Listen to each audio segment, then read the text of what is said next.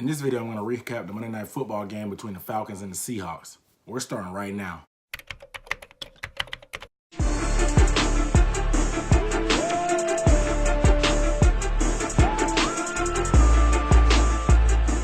What up, though? What is up, everybody? You guys already know who it is. It's Aaron Duncan here again with another video with unnecessary bluntness, sports talk.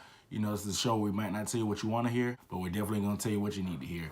And we cover the best division in the NFL, the NFC South. So if you want to see more videos and it's your first time being here, go ahead and hit the subscribe button below. And while you're at it, go ahead and give this video a thumbs up. Appreciate it. All right, are you ready for some football, man? Let's get into it. This game was a pretty good game, actually. I mean, I didn't know what to expect. The numbers in Vegas went back and forth once the news about these injuries started coming out. Devontae Freeman missed the game because of the concussion, and the forecast is supposed to be cold, and it's supposed to be raining, that's what they said, but it turned out into being pretty decent weather from what it looked like on TV. But like I said, it was a great game overall, very entertaining, better than last week's blowout the Panthers had versus the Dolphins. I mean, the Falcons, they came out hot. I mean, the defense came out.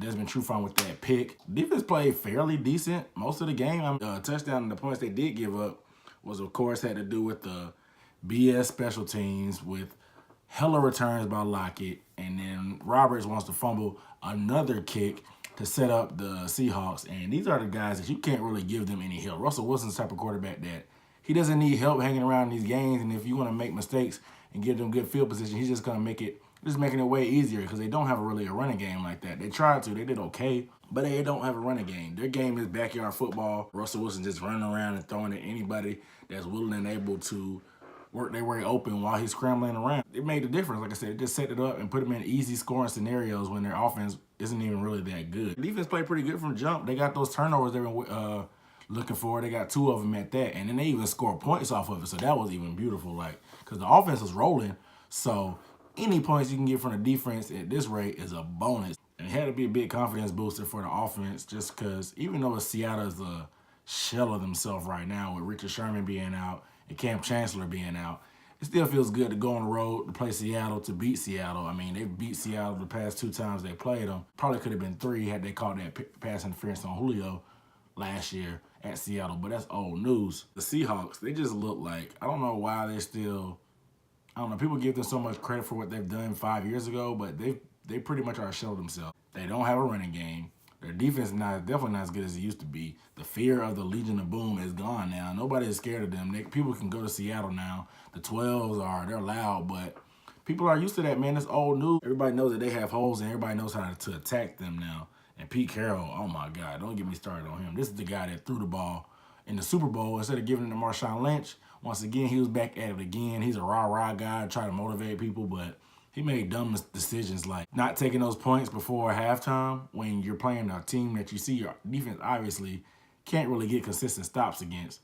So that was a gift for the Falcons right there, trying this stupid fake, and Grady Jarrett came up big because if he hadn't made that tackle, it might have popped it, but Pete Carroll, man, he's always making crazy decisions, and then burning that timeout for that challenge that everybody could clearly see that wasn't the catch by Doug Baldwin. They ended up coming in handy. Granted, time wasn't a huge factor for them. Had they been able to stop the clock one more time, it definitely would have gave them a chance to get a little bit closer maybe for Blair Walsh once he missed that last-second field goal. The Falcons, man, they did their best to make this game interesting. I was like, dude, are these guys really going to have 2 collapses in one day? First, the Georgia Dome collapse, and now you're going to let the Falcons collapse again? I was like, don't let this happen again. They did their best to make this game as interesting as possible by letting Russell Wilson go down the field in like 49 seconds. I think they said they scored and got the 2-point conversion, which is crazy. Not to mention they got the ball back with a chance to tie it up. That scramble that Russell Wilson had he not been tackled by a shoestring by Deion Jones, which is probably the play of the game,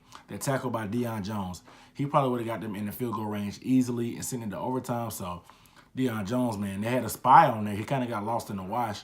But once he got his way out of there, he was able to dive and clip up Russell Wilson from behind. I knew down the stretch, once it was 51, and they were going to really leave it to Blair Walsh, I was like, the Falcons have this, because did anybody really believe that Blair Walsh was going to make that field goal? I mean, this is the same guy that blew that chip shot against the Seahawks in the playoffs a few years ago when he was with the Vikings. And they went around and turned around and signed him, which really doesn't make sense.